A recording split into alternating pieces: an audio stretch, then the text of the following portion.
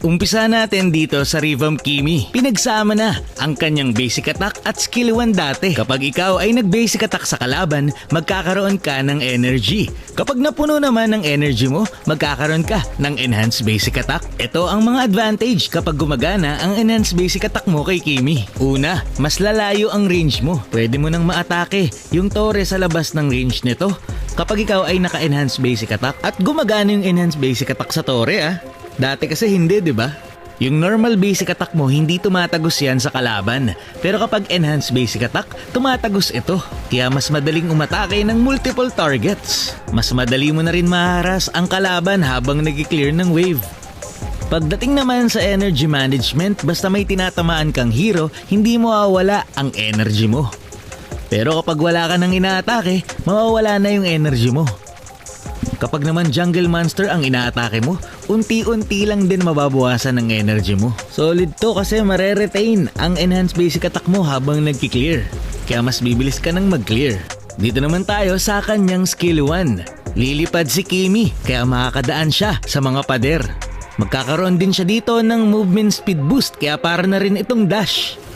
Kapag nag-skill 1 ka rin at may malapit na kalaban, may lilipad na missile mula sa'yo na magbibigay ng damage at 50% movement speed slow sa kalaban. 4 lang ang missile na nilalabas ng skill 1 mo pero multiple targets naman ang tinatamaan. Ang kanyang skill 2 naman kapag binato mo sa kalaban, makapagdilito ng damage at may immobilize din ang mga ito.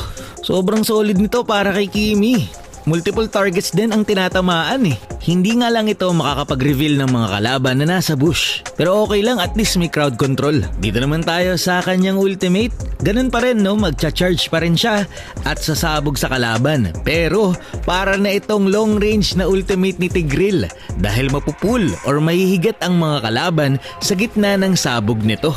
Kapag tumama rin ang iyong skill 1 at ultimate sa kalaban, magkakaroon ka ng stack ng energy.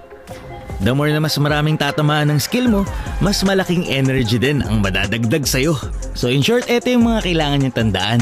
More on basic attack damage na etong si Kimi. Kahit yung enhanced basic attack niya ay hindi na skill base. Kaya ang magandang emblem at item na rin sa kanya ay yung naka-base na sa basic attack.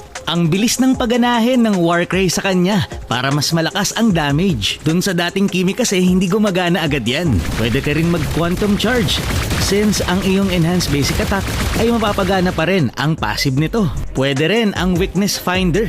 Sobrang bilis ng cooldown nito kapag Kimi ang gamit mo. Kaya may spam mo talaga kung gusto mo naman ng slow sa movement speed at attack speed ng kalaban. Kaya para sa akin sobrang solid ng Revamp Kimi.